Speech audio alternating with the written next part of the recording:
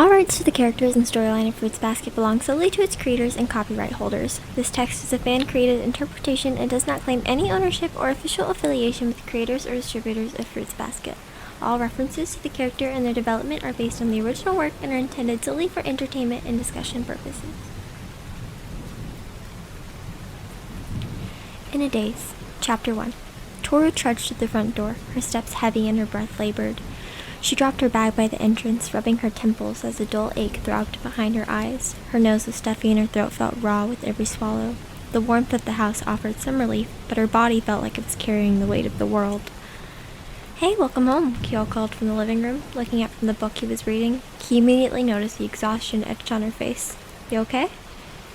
Tohru mustered a small smile, trying to downplay her discomfort. "Just feeling a little under the weather, but I'll be fine." Kyo frowned, his eyes narrowing with concern. "All right, just take it easy, okay?" Tohru nodded, shuffling towards the kitchen to start dinner. She moved with a sluggishness that was unlike her usual energetic self.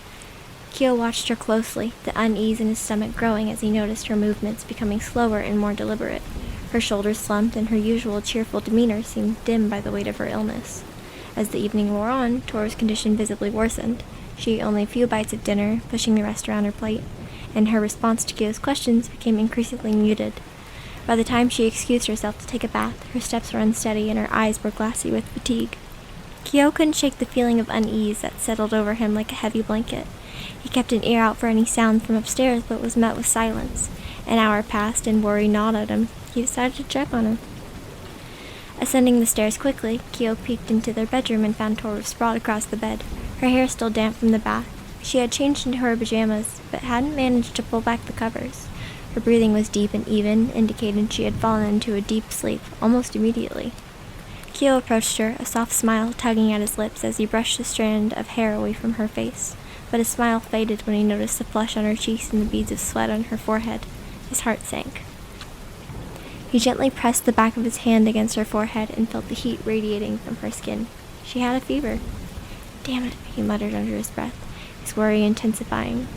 Kyo went downstairs to find some medicine, hoping they had something left. He rummaged through the cabinets, but after checking every shelf, he realized they were out.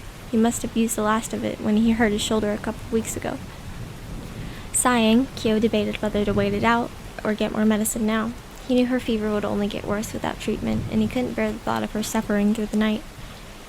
He decided he couldn't risk it. Tohru needed the medicine. He didn't want to wake her, so he scribbled a quick note and left it on the kitchen counter. "Went to get medicine. Be right back. Love, Kyo." He thought about changing out of his sweatpants, but decided against it. Instead, he pulled on his heavy coat and boots. The cold air hit him like a wall as he stepped outside, the icy wind biting at his exposed skin. Snowflakes drifted down from the dark sky, covering the ground in a soft white blanket. Kyo hutched his shoulders against the cold, shivering as he walked briskly towards the corner store.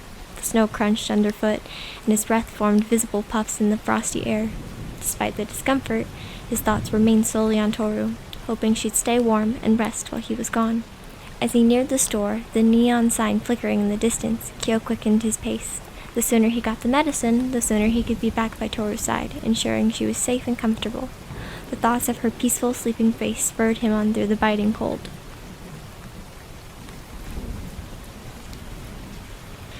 Hi, my name is Angel, and I hope you like this. If you did, please give it a like and subscribe. If you want to hear more, check out my website, or if you want my books in an easier-to-read format, check out my Wattpad. I hope you have a wonderful day.